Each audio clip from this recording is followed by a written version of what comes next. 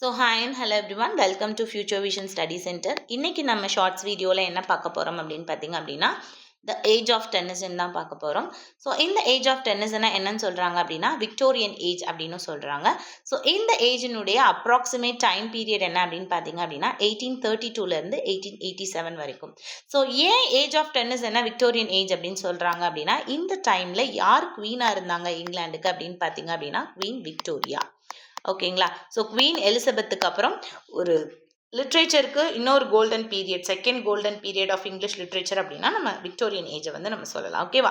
Okay. So இந்த ஏஜில் literature எப்படி இருந்தது அப்படின்னு பார்த்தீங்க அப்படின்னா, there is a conflict between faith and science. ஓகேவா.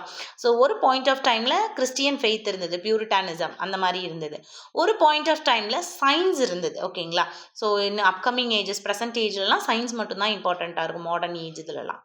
ஆனால் இந்த ரெண்டுத்துக்கும் கான்ஃப்ளிக்டான ஒரு ஏஜ் என்ன, இது ஃபெய்த் முக்கியமா சயின்ஸ் முக்கியமா அப்படின்ற ஒரு குழப்பத்திலேயே மக்களுடைய மனநிலைமை, அதை ரெஃப்ளெக்ட் பண்ணுற மாதிரி லிட்ரேச்சர் ஒர்க்ஸ் வந்து இருந்த ஏஜ் வந்து எது அப்படின்னு பார்த்தீங்க அப்படின்னா ஏஜ் ஆஃப் டென்னிசன் அப்படின்னு சொல்லலாம்.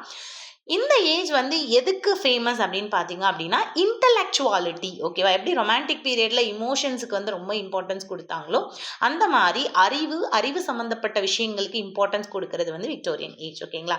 ஏன் அப்படின்னா அந்த டைமில் நிறைய சயின்டிஃபிக் டிஸ்கவரிஸ் இருந்தது. ரொம்ப முக்கியமாக சார்ல்ஸ் டார்வினோட theory on the origin of species, எல்லாருமே வந்து ஒரு செல்லிலிருந்து உருவானவங்க தான், கடவுள் யாரையும் படைக்கலை அப்படின்ற ஒரு தீசிஸ் வந்து உருவாகுது. இந்த தியரி, சார்ல்ஸ் டார்வின்ஸோட தியரி உருவானதுக்கப்புறம் எல்லாருமே சயின்ஸுக்கு தான் இம்பார்ட்டன்ஸ் கொடுக்குறாங்க. கிறிஸ்டியன் ஃபெய்த்துக்கோ ரிலீஜியஸ் ஃபெய்த்துக்கோ இருக்கிற இம்பார்ட்டன்ஸ் வந்து படிப்படியாக குறைய ஆரம்பிக்குது. ஸோ லிட்ரேச்சரில் இருக்கிற அந்த ரிலீஜியஸ் ஃபெய்த்துக்கு எல்லாரும் என்ன பண்ணுறாங்க அப்படின்னா டவுட், ஒரு ஒரு ஒரு சந்தேகம் வருது. உண்மையாகவே கடவுள் இருக்காரா, உண்மையாகவே கடவுள் வந்து பனிஷ்மெண்ட் கொடுக்குறாரா அப்படின்ற ஒரு சந்தேகங்கள் தான் வருது. அதே மாதிரி loss of faith in God. Okay. So God மேலே இருக்க நம்பிக்கை வந்து கொஞ்சம் கொஞ்சமாக குறையுது. அதே மாதிரி ரிலீஜனுக்கும் மாடல் சயின்ஸுக்கும் இருந்த அந்த கனெக்டிவிட்டி வந்து கொஞ்சம் கொஞ்சமாக குறைஞ்சு ரிலீஜன் வேற சயின்ஸ் வேற அப்படின்ற விஷயம் வந்து மக்கள் வந்து புரிஞ்சுக்க ஆரம்பிக்கிறாங்க. ஸோ இது வந்து நம்ம நிறைய ரைட்டர்ஸோட த்ரூ அவுட் த ஏஜ் வந்து நிறைய ரைட்டர்ஸ் வந்து இதே தீமை தான் வந்து கன்சிடர் பண்ணி எழுதிட்டே இருப்பாங்க. பட் particularly ஆல்ஃப்ரெட் லார்ட் டென்னிசனுடைய போயட்ரியில் இந்த theme, that is conflict between faith and science அப்படின்றது தான் மெயின் தீமாக வந்து இருக்கும்.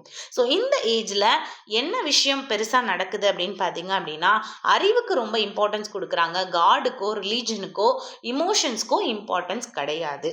ஸோ அதுதான் வந்து the landmark of this particular age, the age of Tennyson. Thank you.